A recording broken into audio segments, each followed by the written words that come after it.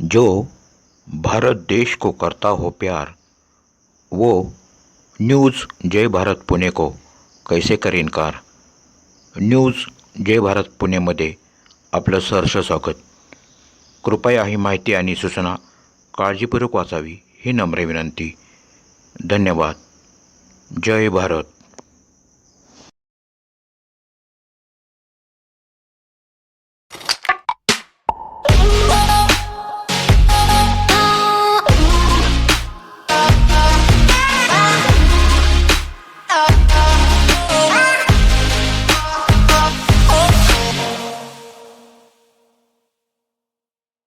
नमस्कार. मी ज्योतिष वास्तुविशारद वेदमूर्ती श्री उमेश रमेश कुलकर्णी गुरुजी आपल्या सर्वांचं आजच्या आपल्या दुसऱ्या भागामध्ये अगदी हृदयापासून मनापासून दणदणीत सहर्ष स्वागत करतो. दिवावाय दिवारात्र विघ्न शांतिर्भविष्यती नरनारीं नृपाणांच भवेत् दुःस्वप्ननाशन ऐश्वर्यम अतुलम तेषाम आरोग्यम पुष्टिवर्धनम ग्रह नक्षत्रजा पीडा तस्कराग्नि समुद्भवः तात सर्वा प्रश्वयांती व्यासो ब्रूते न संशयः. सो मित्रांनो, या दीपावलीच्या पर्वावरती हे आपला दुसरा भाग प्रसारित होत आहे. मी उमेश कुलकर्णी गुरुजी आणि ज्योतिष वास्तुविश्व संशोधन केंद्र पुणे या संस्थेकडून आपणा सर्वांना दीपावलीच्या मंगलमय हार्दिक शुभेच्छा. आता आपण जाऊया प्रश्नाकडे. मी विनंती करतो की परत एकदा प्रश्न त्यांनी विचारावा, तर एक एक प्रश्न विचारावा. जीवन जगताना ह्या दोन्ही शास्त्राचं महत्व. खूप छान प्रश्न विचारला. जीवन जगत असताना ज्योतिषशास्त्र असेल किंवा वास्तुशास्त्र असेल तर याचं महत्व किती आहे. मित्रांनो, या प्रश्नाचं उत्तर असं देता येईल, आपल्या आयुष्यामध्ये जन्माला येण्यासाठी आई वडिलांचं महत्व किती आहे. जेवढं महत्व आपल्या जीवनामध्ये जन्म देण्यासाठी आई वडिलांचं आहे आणि जन्म दिल्यानंतरनं त्यांनी आपलं पालन पोषण करण्यासाठी जेवढी त्यांची गरज आहे, अगदी तेवढंच महत्व आपल्या जीवनामध्ये या शास्त्रांचं आहे. मित्रांनो, गुरुजींचं एक सुप्रसिद्ध असं वाक्य आहे, मानो या न मानो वास्तुशास्त्र प्रत्यक्ष अनुभूती का शास्त्र आहे. तुम्ही विश्वास ठेवा अथवा न ठेवा, वास्तुशास्त्र प्रत्यक्ष अनुभूतीचं शास्त्र आहे. आणि हे वास्तुशास्त्र का सांगितलंय ऋषीमुनींनी, तर हे वास्तुशास्त्र लोकानाम हितकाम्यया, लोक कल्याणासाठी सांगितलेलं आहे. त्याच्यामुळे हे वास्तुशास्त्राचं प्रत्येकाच्या जीवनामध्ये, मी म्हणतो सजीव अथवा निर्जीवाच्या प्रत्येक घटकाच्या जीवनावरती त्याचा वास्तुशास्त्राचा प्रामुख्याने परिणाम होत असतो. आणि ज्योतिषशास्त्राचा तर निश्चितच होत असतो, कारण ज्योतिषशास्त्र हे मार्गदर्शक शास्त्र आहे, पथदर्शक शास्त्र आहे.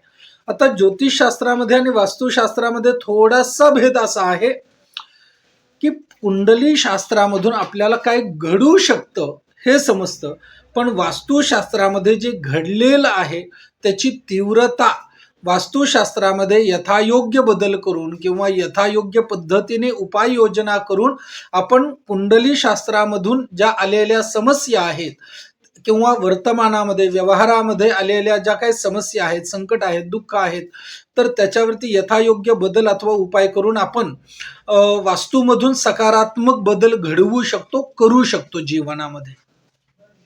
यामध्ये काही समज आणि गैरसमज आहेत, तर ते त्याबद्दल तुम्ही काय सांगा. मित्रांनो, ही आनंदाची गोष्ट आहे. म्हणजे समज गैरसमज असलेच पाहिजेत, कारण दिवसाला किंमत रात्रीशिवाय नाही आणि रात्रीला किंमत दिवसाशिवाय नाही. अगदी त्याच पद्धतीने समज गैरसमज आहेत, ही आनंदाची गोष्ट आहे. पण मित्रांनो, हे समज गैरसमज हे अज्ञानातून आलेले, ही दुःखाची गोष्ट आहे. एकच लक्षात ठेवा, अतिशय खेदाने सांगावंसं वाटतं की ह्या शास्त्राबद्दलच नाही तर भारतीय संस्कृतीबद्दलच एकूणात जे समज गैरसमज आहेत आणि हे भारतीयांना आहेत, हे दुर्दैवी आहे. कारण मित्रांनो, ही आपली भारतीय संस्कृती सर्वश्रेष्ठ, सर्व प्राचीन आहे आणि दुर्दैवाने आपण याचा अभ्यास करत नाही, विचार करत नाही, अनुभव घेत नाही, अनुभूती घेत नाही, म्हणून याचे गैरसमज आहेत. एकच लक्षात ठेवा मित्रांनो, चहा कसा आहे आपल्या समोर ठेवलेला चहा याची टेस्ट कशी आहे, चव कशी आहे हे पाहायचं असेल तर आपल्याला पिऊनच पाहावा लागेल. अगदी त्याच पद्धतीने अभ्यास न करता, विचार न घेता, अनुभूती न घेता जर समज गैरसमज असतील तर त्याला काही अर्थ उरत नाही. अनुभव घ्या, अनुभूती घ्या, अभ्यास करा, समजून घ्या, जाणून घ्या. मित्रांनो, वास्तुशास्त्रच काय, ज्योतिषशास्त्रच काय, तर सनातन संस्कृतीमधल्या प्रत्येक एका शास्त्राचा जर या पद्धतीने विचार केला, जाणून घेतला, अनुभूती घेतली तर मित्रांनो याच्याबद्दल तीळ मात्रही गैरसमज उरणार नाही, अशी मला विश्वास नव्हे तर खात्री देखील आहे. म्हणजे ज्योतिष आणि वास्तुशास्त्र हे एकाच नाण्याच्या दोन बाजू असं तुम्हाला म्हणायचं? अगदी बरोबर. गुरुजींचं एक सुप्रसिद्ध एक दुसरं वाक्य आहे, ज्योतिषशास्त्र भाग्य देखणे का शास्त्र है. हो, इथे न म्हणतात मला माहिती आहे, पण न ही माझी शैली आहे. आणि वास्तुशास्त्र भाग्य परिवर्तन होने में सहायता करने वाला शास्त्र है. ज्योतिषशास्त्र भाग्य देखने का शास्त्र है, तो वास्तुशास्त्र भाग्य परिवर्तन करने में सहायता करने वाला शास्त्र है. म्हणजे ज्योतिषशास्त्र हे आपल्याला काय घडू शकतं हे सांगतं, तर वास्तुशास्त्रामध्ये योग्य ते बदल करून आपण आपलं भाग्य परिवर्तित होण्यासाठी, साथ देण्यासाठी त्याचा वापर, उपयोग, सहकार्य घेऊन निश्चित जीवनामध्ये आपण यशस्वी होऊ शकतो. आणि हा तीळ मात्र थोडासा दोघांमध्ये भेद आहे, पण ह्या दोन्हीही एकाच नाण्याच्या दोन बाजू आहेत. म्हणजे दोन्ही शास्त्र विज्ञानाला धरून आहे असं म्हणावं लागेल. 1,00,000% सर, आता पण आपण अनेक विद्यार्थ्यांना पुरस्कार दिलेले आहेत. त्याची सुरुवात कधी केली, त्याचे स्वरूप काय होतं? या प्रश्नाचं उत्तर देण्यापूर्वी मी थोडं विज्ञानावरती चर्चा करू इच्छितो. मित्रांनो, विज्ञान म्हणजे काय हा मोठा प्रश्न आहे. माफ करा मित्रांनो, मुळात आपण भारतीयांनी या विज्ञानाला डोक्यावरती घेतलंय आणि आपण अधोगतीला चाललेलो. मुळात विज्ञान म्हणजे काय हेच आम्हाला समजलेलं नाही. विज्ञान खातात कशाशी हेच आम्हाला समजलेलं नाही. आणि एवढ्या महान शास्त्राची बरोबरी आम्ही ह्या आत्ता जन्माला आलेल्या विज्ञानाशी करतो, ही खरंच खेदाची गोष्ट आहे.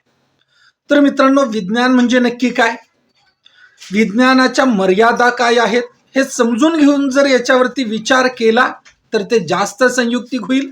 मी म्हणतो विज्ञानाच्याही पलीकडे जे विज्ञानालाही सापडलेलं नाही असं जे गुह्य विज्ञान आहे, या गुह्य विज्ञानाला धरून आहे. खरं तर वेळेची मर्यादा आहे. या विज्ञानाची व्याख्या वगैरे आपण व्यवस्थित समजून घेऊन याच्यावरती चर्चा केली असते, पण थोडक्यात एवढंच बोलून मी इथे एवढंच सांगेन की विज्ञानाला धरून 100% नाही, 1,00,000% आहे. आपली पात्रता पाहिजे ते समजून घेण्याची. आपण या विषयावरती पुढील भागात निश्चितच विस्तारितपणे बोलूया. पण त्याबरोबर एक प्रश्न आहे की आपण जे आता पुरस्कार दिले ते किती पुरस्कार दिले गेले आणि त्याचं स्वरूप काय काय होतं? मित्रांनो, आपलं पुरस्कार जे आहेत, खरं तर पुरस्कार मोजणे हा माझा स्वभाव नाही. देणाऱ्याने देत जावे या उक्तीप्रमाणे माझे केरळचे गुरुजी होते आणि अगदी स्वर्गीय डॉक्टर धुंडराज पाठक सर यांनी ह्या दोन्हीही गुरुवर्यांनी एकच संस्कार केलाय, तो म्हणजे असा की जे काही आपण घेऊ त्याच्या कैक पटीने 100 पटीने परत करावं. तर या नियमाप्रमाणे मित्रांनो देत राहावं, इथपर्यंत देत राहावं की तेवढं गेल्यानंतर आपलं नुकसान काही होणार नाही. आणि गुरुकृपेने आपल्याकडे भरभरून आहे तर ते द्यावं, या पद्धतीचा, या विचारसरणीचा मी व्यक्ती असल्यामुळे पुरस्कार तर आपण मोजत नाही, पण अंदाजे एक वर्गाचा भाग म्हणून अंदाजे 150 प्रमाणपत्र, ट्रॉफिया इत्यादी गोष्टींनी आपण लोकांना, विद्यार्थ्यांना, लोक नाही माझ्या कुटुंबातल्या ते व्यक्ती आहेत, तरी त्यांना आपण सन्मानित केलं. याच्यामध्ये वास्तुविशारद बरेच विद्यार्थी होते, 100च्या आसपास वास्तुविशारद विद्यार्थी होते. यांनी 500 मार्काची परीक्षा क्रॅक केली आणि 500 मार्काची परीक्षा झाल्यानंतरनं आत्ताच आपण एक याच्या आधी विज्ञान या विषयावरती चर्चा केली, अशा समस्या माझ्या विद्यार्थ्यांना भविष्यात सत्वू नये याच्यासाठी आपण 100 मार्काचा पेपर घेतो, जो की 150-200 वर्षापूर्वीची किंवा 400-500 वर्षापूर्वीची एक जुनी वस्तू घेऊन त्याच्यावरती प्रोजेक्ट करायचा असतो, जे आपण वर्गामध्ये शिकवतो त्याच बेसवरती असतो. त्याच्यानंतर 4 प्रोजेक्ट असतात जे की व्यवहारामध्ये म्हणजे फॅक्टरी असेल, कंपनी असेल, रो हाऊस असेल, प्लॉट असेल, फ्लॅट असेल, अशा पद्धतीचे 4 प्रोजेक्ट असतात. त्याचे 100 मार्काचे ते 4 प्रोजेक्ट मिळून असतात, तर हे 200 मार्क. व्यक्तीचा बिहेवियर, आचरण, विचार, त्याचा अभ्यास, त्याचा होमवर्क, ह्या सगळ्या गोष्टी आणि प्लस त्याच्या नोट्स, या सगळ्या गोष्टींचे आपण 50 मार्क देतो. त्याच्यानंतर तोंडीला 50 मार्क असतात. हे एकूण 100 मार्क, एकूण 300 मार्क झाली. आणि मित्रांनो 200 प्रश्नांची लेखी परीक्षा असते. अशी एकूण 500 मार्काची परीक्षा झाल्यानंतर तो विद्यार्थी वास्तू विशारद या पदवीसाठी क्वालिफाईड होतो आणि अशा पद्धतीने आपण वास्तू विशारद पदवी देतो. आता त्याच्यामध्येही जे विशेष श्रेणीमध्ये आलेले आहेत त्यांना विशेष प्रावीण्यासह सन्मानाने ट्रॉफी देखील देण्यात येते. मग याच्यानंतर वास्तुभूषण 2 नंबरचा वर्ग आहे. वास्तु विशारद हा समग्र वर्ग आहे. वास्तुभूषण हा एनर्जी सायन्स आहे. वास्तुरत्न हा रेमेडियल वास्तू आहे आणि वास्तु अलंकार हा परत समग्र मूल वास्तुशास्त्राचा आपला वर्ग आहे. असे वास्तुशास्त्रातले 4 वर्ग आहेत. वास्तुभूषण वर्गामध्ये आपण त्यांना अनवॉन्टेड वास्तूंचा अभ्यास करायला सांगत असतो. प्रोजेक्ट्स असतात किंवा आपण रस्त्यावरून जात असताना आपण पाहतो की एखाद्या विशिष्ट ठिकाणी अनेक अपघात होत असतात, तर त्याची काही कारणं आहेत. अशा ज्या काही अव्यक्त एनर्जीज असतात, तर या एनर्जींचा विचार आपण वास्तुशास्त्रामध्ये म्हणजे भूषण वर्गामध्ये करत असतो. किंबहुना आपल्या आजूबाजूला मोबाईलचा टॉवर असतो, लाईटचा हे असतो, तर अशा सगळ्या गोष्टींचा विचार वास्तुभूषण वर्गामध्ये केला जातो. आणि मित्रांनो मी जर असं म्हणेन वास्तु विशारद जर व्यक्ती असेल तर वास्तुभूषण हा एक्सरे आहे आणि वास्तुभूषण एक्सरे असेल तर वास्तुरत्न हा स्कॅनर आहे, सोनोग्राफी आहे. म्हणजे मिनिमाइज डीप लेवलला तो आपला अभ्यास जात असतो. मग वास्तुरत्न हा देखील वर्ग आहे आणि वास्तुरत्नाच्या मित्रांनो आश्चर्य वाटेल, नोट्सच आमच्या 900 पेजेसच्या झालेल्या आहेत विद्यार्थ्यांच्या. म्हणजे हा एवढा डीप अभ्यास आहे. आणि मग त्यांनी अभ्यास केल्यानंतर त्यांना देखील वास्तुरत्न या अभ्यासक्रमाने सन्मानित आपण केलेलं आहे. त्याच्यानंतर ज्यांनी आपल्या संस्थेकडे अभ्यास करून एक चांगला समाजाला मार्गदर्शन करून ज्यांनी यथायोग्य पद्धतीने अर्थार्जन केलेलं आहे, जे आत्मनिर्भर झालेले आहेत, तर अशांनाही रत्न अचिव्हमेंट ऑफ द इयर आणि रत्न समृद्धी पुरस्काराने आपण सन्मानित केलेला आहे. याच्यामध्ये सन्मानपत्र, त्याच्यानंतर ट्रॉफी, अशा गोष्टींची म्हणजे इत्यादी गोष्टी असतात. वास्तुरत्न वर्ग आणि रत्न समृद्धी किंवा अचिव्हमेंट ऑफ द इयर या विद्यार्थ्यांना आपण शाल, श्रीफळ, त्याच्यानंतर पुणेरी पगडी इत्यादी गोष्टी आणि ट्रॉफी, प्रमाणपत्र इत्यादी गोष्टींनी सन्मानित केलेलं आहे. त्याच्यानंतर लोलकशास्त्र विशारद, संसार सुखाचा कसा करावा, जो अत्यंत गरजेचा आहे. मी म्हणतो प्रत्येकाने करावी, कारण त्याची टॅगलाईनच आपण अतिशय विचार करून ठेवलेले आहे. लग्न करू पाहणाऱ्यापासून आयुष्य आनंदाने जगू पाहणाऱ्या अशा प्रत्येकासाठी हा वर्ग आहे.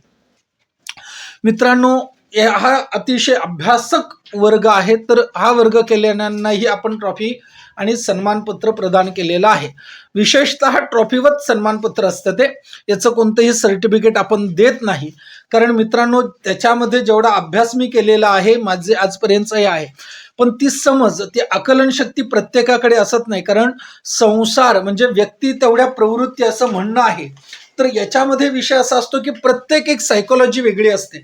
सायन्सला देखील 12 सायकोलॉजी माहिती आहेत, पण मित्रांनो याच्यामध्ये 156 सायकोलॉजीचा विचार करून आपल्याला हा गुंतवडा सोडायचा असतो. त्याच्यामुळे जे कोणी हा वर्ग करून काउन्सिलिंग भविष्यात करू शकतात असा ज्यांचा अभ्यासक्रम झालाय त्यांची टेस्ट घेऊन आपण त्यांना ट्रॉफी देतो.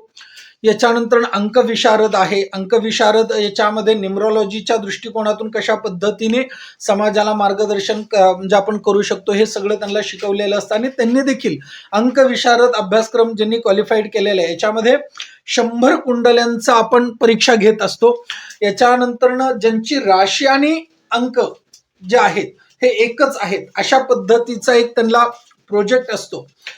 तर या प्रोजेक्टवरती देखील आपण म्हणजे प्रोजेक्ट देतो, तो प्रोजेक्ट क्वालिफाईड केल्यानंतर त्यांना अंकविशारद पदवीने सन्मानित करतो. याच्यानंतर टॅरो कार्ड रीडर आहेत मित्रांनो. सांगू तेवढी लिस्ट कमी आहे. आपण ज्योतिषशास्त्रामधली अशी क्वचितच एखादी शाखा असेल की त्याच्यामध्ये आपण शिकवत नाही, फक्त स्टेप बाय स्टेप शिकवतो. म्हणजे हा माझा व्यवसाय नाही मित्रांनो. याचे हे काय, हा वर्ग निशुल्क पण नाही, पण अगदी महागड्या फीस देण्याची गरज नाही. ज्ञानाची तर किंमत होऊच शकत नाही, गुरुजींच्या वेळेचीही किंमत होऊ शकत नाही. फक्त मित्रांनो काही ना काहीतरी त्याचं मूल्य घेऊन आपल्याला ते दिल्यानंतर त्याचं व्हॅल्यू राहते, त्याचा आदर केला जातो. उमेश कुलकर्णींचा आदर केला नाही तर काही बिघडत नाही, पण या शास्त्राचा, कोणत्याही शास्त्राचा, माझ्या सनातन धर्म संस्कृतीमधल्या, त्याचा अनादर नाही झाला पाहिजे. म्हणून त्याला योग्य वाटेल अशी तोलामोलाची तर देऊ शकत नाही, आपली लायकी नाही, पात्रता नाही, पण त्यातल्या त्यात योग्य अशी त्यांना त्याची जाणीव राहावी एवढी मिनिमम फीज आपण घेतो आणि विद्यार्थ्यांना त्याचं प्रशिक्षण देतो. कोणकोणत्या जिल्ह्यात हे उपक्रम राबवले जातात? आणि दुसरा शेवटचा प्रश्न की आपण कोणकोणत्या पात्रता किंवा गुणाचं पाहता जेणेकरून त्यांना त्या अभ्यास वर्ग पूर्ण करता येईल? खूप छान मित्रांनो, महाराष्ट्रातला असा एकही जिल्हा असणार नाही की तिथे आपले विद्यार्थी नाही, कारण हे आपले वर्ग ऑनलाईन पद्धतीने चालतात. त्याच्यामुळे महाराष्ट्राच्या बाहेर अगदी हैदराबाद असेल, झारखंड असेल, इत्यादी ठिकाणी देखील आपले विद्यार्थी आहेत. म्हणजे विविध, म्हणजे महाराष्ट्रात तर सगळीकडे आहेत, एवढंच काय, युगांडोमध्ये देखील आपले विद्यार्थी आहेत, अमेरिकेमध्ये देखील आपले विद्यार्थी आहेत. आणि सगळ्यात महत्वाचं म्हणजे 18 वर्षाच्या मुलामुलीपासून ते 80 वर्षाच्या चिरतरुणांपर्यंत आपले विद्यार्थी आहेत. मी ज्येष्ठ नागरिक बिलकुल म्हणणार नाही, वृद्ध तर त्याहून म्हणणार नाही, कारण माझ्यासाठी ते चिरतरुण आहे. त्यांनी एवढं तारुण्यमय आयुष्य जगून त्यांची बुद्धी, त्यांचे विचार, त्यांचे अनुभव हे तरुण असल्यामुळे मी अशा व्यक्तींना चिरतरुण या किताबाने हे संबोधित असतो. तर असे देखील चिरतरुण आपल्या वर्गाचे विद्यार्थी आहेत. याच्यामध्ये गृहिणी आहेत, आर्किटेक्चर आहेत, सिव्हिल इंजिनियर आहेत, इंटेरियर डिझायनर आहेत, डॉक्टर आहेत, वकील आहेत, इंजिनियर्स आहेत, MI म्हणजे IT वाले आहेत. म्हणजे मित्रांनो, असं गृहिणीपासून सगळ्या क्षेत्रातली लोक आहेत. म्हणजे पोलीस अधिकारी आहेत, अशा सगळ्या राजकारण वगैरे सगळ्या क्षेत्रातली लोक, विद्यार्थी आपल्या कुटुंबाचे हे सदस्य आहेत. ह्या दुसऱ्या भागामध्ये जाता जाता तुम्ही काय सल्ला द्याल? आपला एक शेवटचा कोणता तरी प्रश्न राहिलाय, मला तो आधी विचारावा, मी अशी विनंती करतो. तुमचे वैयक्तिक पुरस्कार, सन्मान किंवा व्याख्यान कुठे झालेले आहेत का? मित्रांनो, माझे खूप बऱ्याच गोष्टी झालेल्या आहेत, पण मी एकच सांगतो, माझ्याकडे वर्ग करण्यापूर्वी माझ्या डिग्री, पुरस्कार ह्याला बहाळून जाण्यापेक्षा ना मित्रांनो, मला ज्ञानाने तपासा, ज्ञानाने माझी परीक्षा घ्या. जर तुम्हाला योग्य वाटलं तरच माझ्या वर्गामध्ये ऍडमिशन घ्या. कारण मित्रांनो, कागद विकत घेतला जाऊ शकतो. माझीच आता संस्था असल्यामुळे मला अनेक असे फोन येतात, गुरुजी आम्ही फीस भरतो पण आम्हाला सर्टिफिकेट विकत द्या.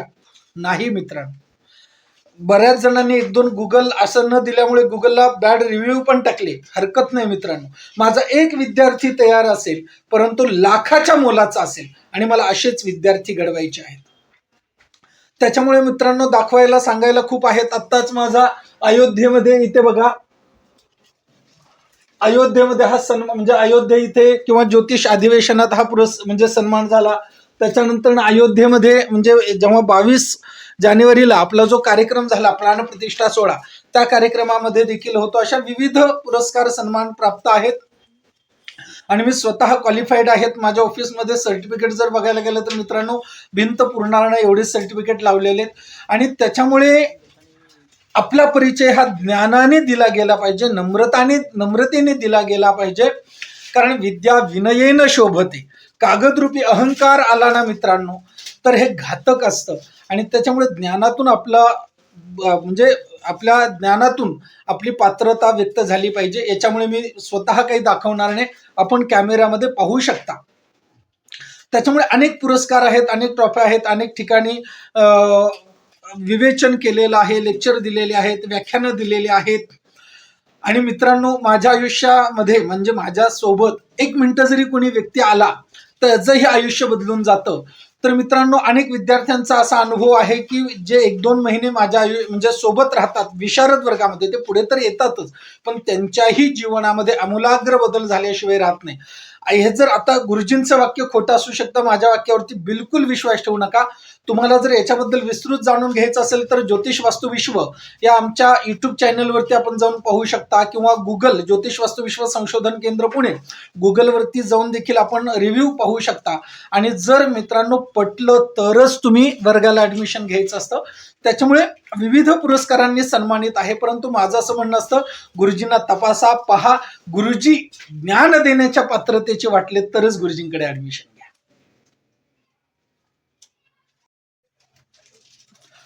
मित्रांनो, जाता जाता मी एवढंच सांगेन की माझी एक इच्छा आहे, माझा संकल्प आहे. जसं ऋषीमुनींनी सांगितलं, लोकानाम हितकाम्या, हा संकल्प लोककल्याणासाठीच आहे. कमीत कमी 1,00,000 अभ्यासक वास्तुशास्त्राचे प्रणेते मला घडवण्याची माझी इच्छा आहे. आणि हे शास्त्र मी म्हणतो म्हणून नाही, तुम्ही युट्यूबला जाऊन व्हिडिओ पाहून, गुगलला रिव्ह्यू पहा, अगणित विद्यार्थ्यांनी रिव्ह्यू व्हिडिओ स्वरूपामध्ये दिलेले आहेत. आणि ते जर तुम्हाला योग्य वाटलं तर वास्तुशास्त्र शिका, समजून घ्या. कारण वास्तुशास्त्र मित्रांनो आज आपल्या जगण्याची गरज आहे. कारण आपण लाखो करोडो रुपये देऊन एक घर विकत घेतो, आणि आजकाल मित्रांनो त्या घराच्या माध्यमातून, घर असावे घरासारखे नकोत नुसत्या भिंती, तिथे असावा प्रेम जिव्हाळे नकोत नुसती नाती. तर मित्रांनो तिथे आजकाल नाती असत नाही, प्रेम जिव्हाळाही पाहायला भेटत नाही, आरोग्याच्या समस्या उत्पन्न होतात. तर ह्या का आहेत? तर या वास्तुशास्त्राच्या अनियमिततेमुळे आहे. जर वास्तुशास्त्राच्या नियमांमध्ये जर ही वास्तू बनवून आपण आपलं जीवन सुख समृद्धी आनंदमय घडवू शकलो तर मित्रांनो या वर्गाची फीस तुमची कधीच वसूल होऊन जाऊ शकते.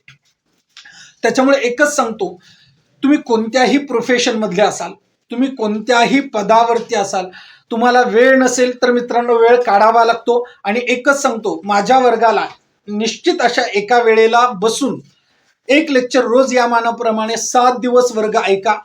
जर तुम्हाला वर्ग आवडला नाही तर सगळे पैसे परत. त्याच्यामुळे मित्रांनो अहंकार नाही, अगदी नम्रतेने, फक्त तुम्ही शिकण्याची इच्छा पाहिजे, जिद्द पाहिजे. आणि मित्रांनो माझं ओपन चॅलेंज कायमच असतं. गुरुजींचा वर्ग सांगितलेल्या नियमात अटीत केल्यानंतर जर तुम्हाला समजलं नाही तर कोणताही प्रश्न न विचारता तुम्हाला ती फीस परत केली जाते. फक्त आपल्याला आपल्या नोट्स व्यवस्थित स्वहस्ताक्षरामध्ये त्या तयार पाहिजेत, कारण तुम्ही अभ्यासच नाही केला तर गुरुजी काहीच करू शकत नाही. तर मित्रांनो आपण पूर्ण फीस देतो. त्याच्यामुळे माझी एकच इच्छा आहे की जास्तीत जास्त संख्येने हे वास्तुशास्त्र शिका, समजून घ्या. बरं, गुरुजींकडेच का शिकावा हा पण महत्वाचा विषय आहे. मित्रांनो इथे वस्तू अभ्यासक नाही, वास्तू अभ्यासक घडतो. आणि नुसता वास्तू अभ्यासक म्हणजे 4 भिंतीतला नाही, तर समग्र विचारांनी परिपूर्ण असा वास्तू अभ्यासक घडतो. कारण मित्रांनो वास्तू म्हणजे नुसतं घर नाही, वास्तू म्हणजे तुमचं आचरण, तुमचा विचार, तुमचा व्यवहार, तुमचा नातेसंबंध, एकमेकांमध्ये असलेलं तुमचं कम्युनिकेशन, या गोष्टींचाही विचार वास्तुशास्त्रामध्ये केला गेलेला आहे. हे कुणाला माहितीच नाहीये. आज कुणी येतो 4 भिंतीत सांगतो आग्नेयला किचन, ईशान्येला देवघर, वायव्येला टॉयलेट आणि नैऋत्याला बेडरूम, झाले की झालं यांचं वास्तुशास्त्र. मित्रांनो एवढंच वास्तुशास्त्र बिलकुल नाही आहे. याच्या पलीकडे असं महान गुह्य असं शास्त्र आहे. आणि हे शास्त्र शिकून समजून आपल्या जीवनामध्ये सुख समृद्धी आनंद संघर्ष कर्जबाजारी पण ज्या काही समस्या असतील याच्यातून मुक्त व्हायचं असेल तर नमस्कार मित्रांनो, मी ज्योतिष वास्तू विशारद वेदमूर्ती श्री उमेश रमेश कुलकर्णी गुरुजी आपल्या सर्वांना हा विस्तृत वास्तुशास्त्राचा अभ्यास वर्गामध्ये आमंत्रण देतो, स्वागत करतो आणि आपल्या उज्ज्वल जीवनासाठी यश चिंततो. मित्रांनो आज इथे भेटलात, परत आयुष्यात परत भेटूया पुढच्याच अशा कोणत्या तरी भागामध्ये. तोपर्यंत दिल्या घरी सुखी राहा. मी नाही, आई वडिलांनी नाही, ईश्वराने. धन्यवाद. श्रीराम समर्थ.